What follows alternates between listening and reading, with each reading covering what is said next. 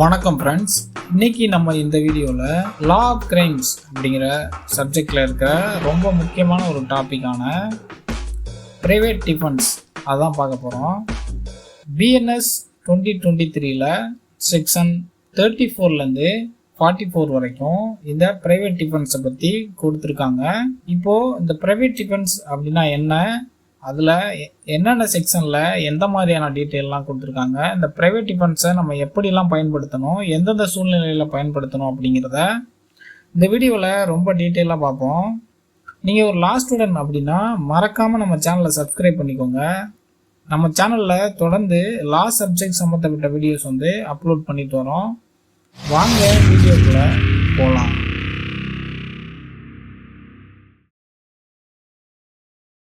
First நம்ம private defence அப்படின்னா என்ன அப்படின்னு பார்த்தோம்னா, ஒரு மனிதன் தன்னோட உயிரையும் சரி, தன்னோட உடலையும் சரி, அதே போல் தன்னோட சொத்தையும் சரி பாதுகாத்துக்கிறதுக்கும், அதே போல் மற்றவங்களோட உயிரையும் அவங்களோட சொத்தையும் பாதுகாத்துக்கிறதுக்கும் சட்டம் நமக்கு ஒரு உரிமையை வழங்கியிருக்கு அப்படின்னு சிம்பிளாக சொல்லலாம்.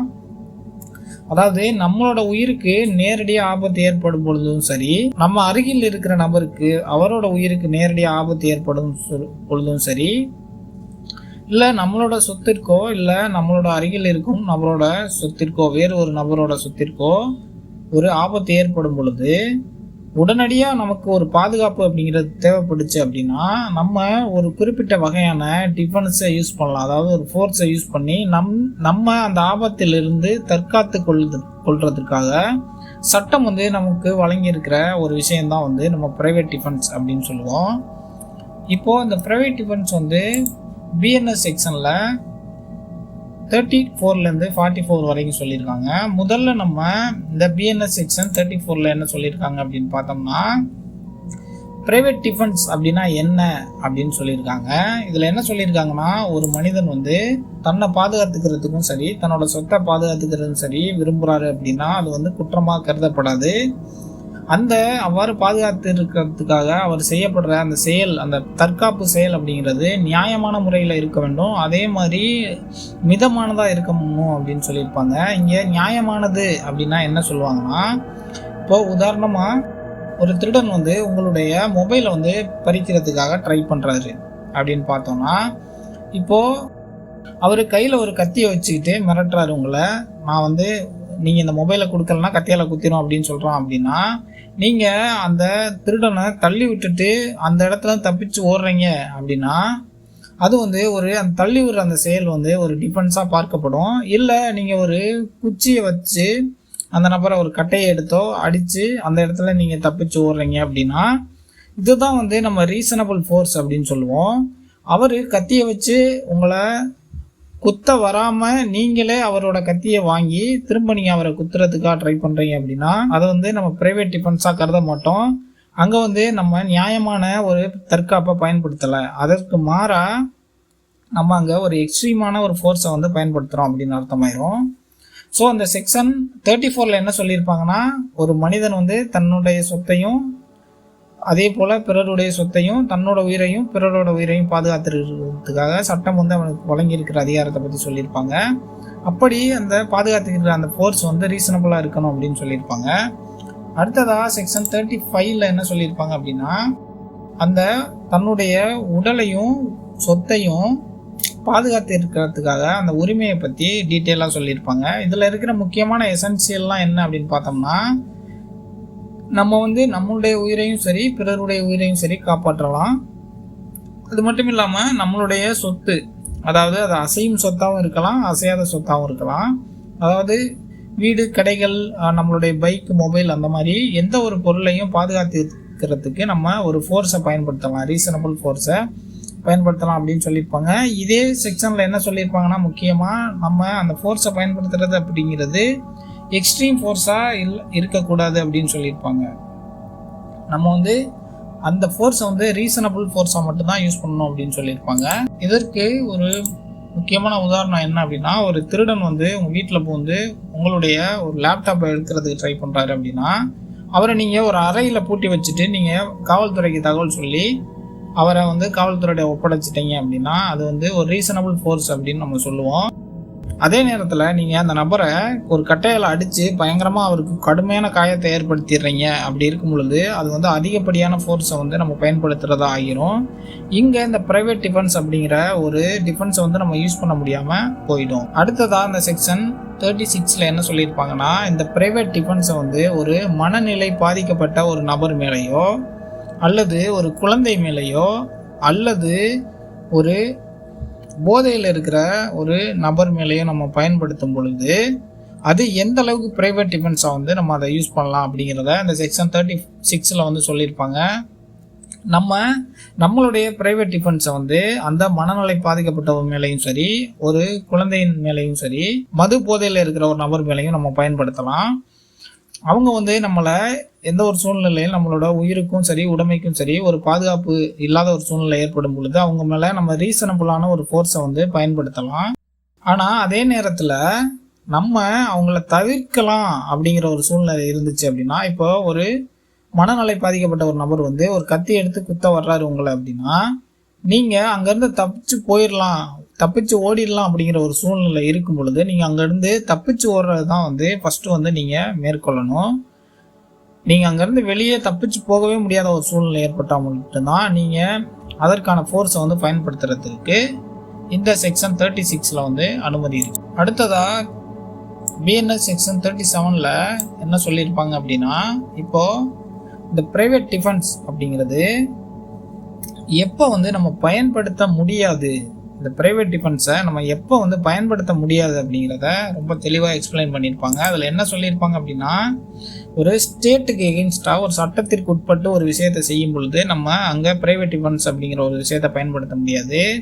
உதாரணமாக ஒரு காவல் அதிகாரி வந்து உங்கள் மேலே கொடுக்கப்பட்ட ஒரு புகாருக்காக உங்களை வந்து கைது பண்ணி உங்களை அழைச்சிட்டு போக ட்ரை பண்ணும் பொழுது நீங்கள் அங்கே ப்ரைவேட் டிஃபென்ஸ் அப்படிங்கிறத பயன்படுத்த முடியாது அப்படிங்கிறத இந்த செக்ஷன் 37 கீழே ரொம்ப டீட்டெயிலாக எக்ஸ்பிளைன் பண்ணியிருப்பாங்க. அடுத்ததாக செக்ஷன் 38 வந்து ப்ரைவேட் டிஃபென்ஸ் அப்படிங்கிறது உங்களுடைய உயிரை பாதிக்கிற அளவுக்கு இருக்கும் பொழுது, அதாவது உங்களுடைய உயிர் போகக்கூடிய ஒரு சூழ்நிலை இருக்கும் பொழுது ப்ரைவேட் டிஃபென்ஸை நீங்கள் பயன்படுத்த முடியும் அப்படிங்கிறத ரொம்ப தெளிவாக சொல்லியிருப்பாங்க.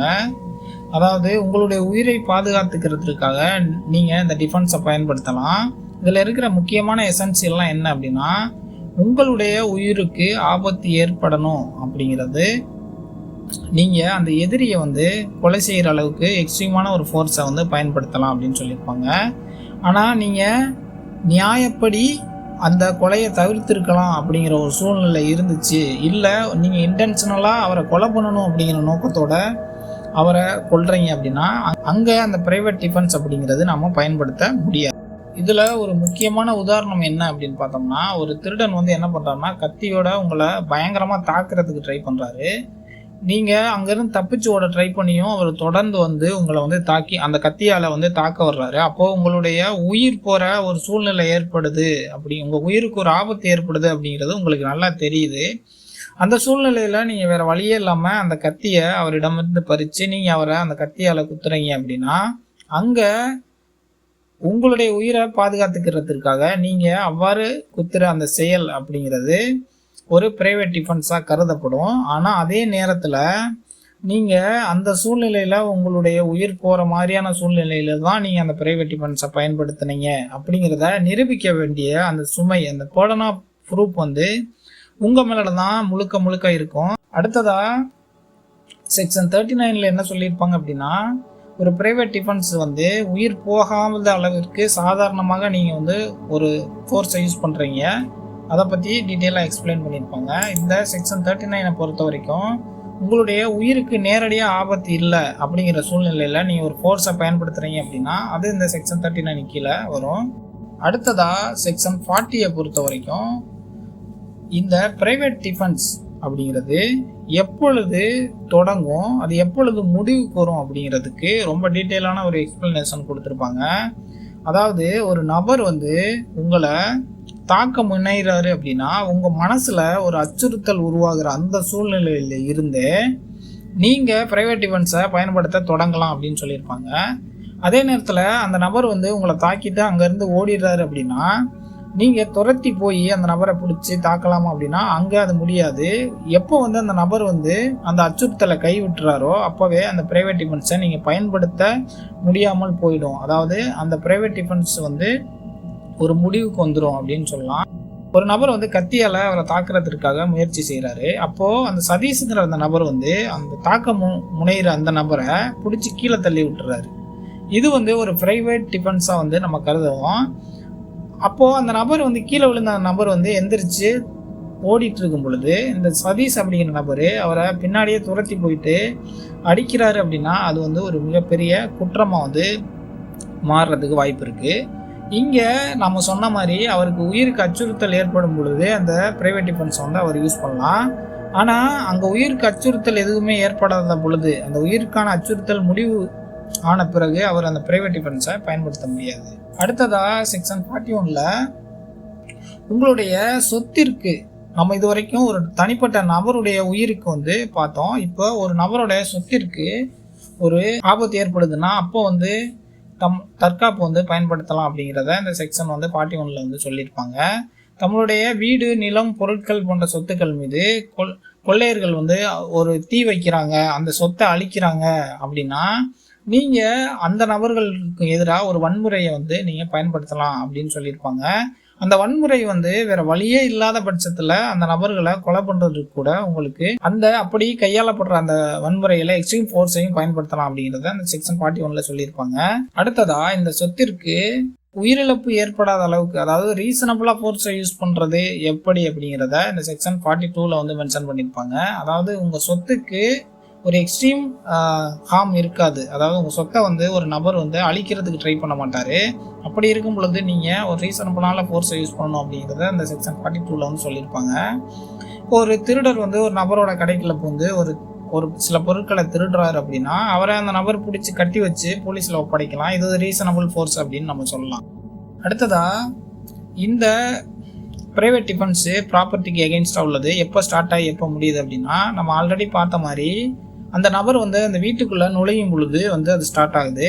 அப்போது அந்த நபர் வந்து அந்த வீட்டை விட்டு தப்பிச்சு போயிடுறாரு, வெளியேறாரு அப்படின்னா அந்த டேஞ்சர் அப்படிங்கிறது முடிவுக்கு வருது. செக்ஷன் 43ல் இதை பற்றி தான் ரொம்ப டீட்டெயிலாக எக்ஸ்பிளைன் பண்ணியிருப்பாங்க. அடுத்ததாக செக்ஷன் 44 பொறுத்த வரைக்கும் அந்த ப்ரைவேட் டிஃபென்ஸ் அப்படிங்கிறது ஒரு இன்னோசன்ட் பீப்புள் மேலே நம்ம ப்ரைவேட் டிஃபென்ஸை பயன்படுத்தலாம் அப்படிங்கிறதுக்கான செக்ஷன் தான் அந்த 44 வந்து. நம்ம வந்து நம்மளுடைய உயிரையும் உடைமையும் பாதுகாத்துக்கிறதுக்காக ஒரு செயல் செய்யும் பொழுது அதன் விளைவாக அந்த செயலுக்கு சம்மந்தமே இல்லாத ஒரு நபர் பாதிக்கப்படுறாரு அப்படின்னா அவரிடமிருந்தும் நமக்கு பாதுகாப்பு இருக்குது அப்படிங்கிறத சொல்லியிருப்பாங்க. உதாரணமாக ஒரு சந்தோஷ் அப்படிங்கிற ஒரு நபர் மேலே ஒரு நபர் வந்து கத்தியை வந்து தூக்கி வீசி அவரை கொலை பண்ணுறதுக்காக ட்ரை பண்ணுறாரு. அப்போ அந்த சந்தோஷங்கிற நபர் அந்த இடத்துலேருந்து தப்பிச்சு போகும் பொழுது எதிர்பாராத விதமாக இன்னொரு நபர் மேலே இடித்து அந்த நபர் கீழே விழுந்து அவருக்கு தலையில் காயம் ஏற்பட்டுருது அப்படின்னா இந்த இடத்துல அந்த மூன்றாவது நபர் வந்து சம்மந்தம் இல்லாத ஒரு நபராக இருப்பார். இப்போது இந்த சந்தோஷ் மேலே எதனும் தவறா அப்படின்னா அது கிடையாது. அதை தான் வந்து செக்ஷன் 43ல் ரொம்ப தெளிவாக எக்ஸ்பிளைன் பண்ணியிருப்பாங்க. அதாவது தன்னுடைய உயிரையும் உடைமையும் பாதுகாத்துக்கிற பொழுது தான் ஒரு செயலை செய்யும் பொழுது அது மூன்றாம் நபரையும் ஒரு இன்னசென்ட் பீப்புளை பாதிச்சிச்சு அப்படின்னாலும் அது வந்து நம்ம அந்த ப்ரைவேட் டிஃபென்ஸு கீழே ஒரு டிஃபென்ஸாக யூஸ் பண்ணலாம் அப்படிங்கிறத சொல்லியிருப்பாங்க. போல் இன்னும் பல வீடியோக்கள் நம்ம சேனலில் இருக்குது, மறக்காமல் வாட்ச் பண்ணுங்கள். தேங்க்யூ ஃபார் வாட்சிங். Have a great day.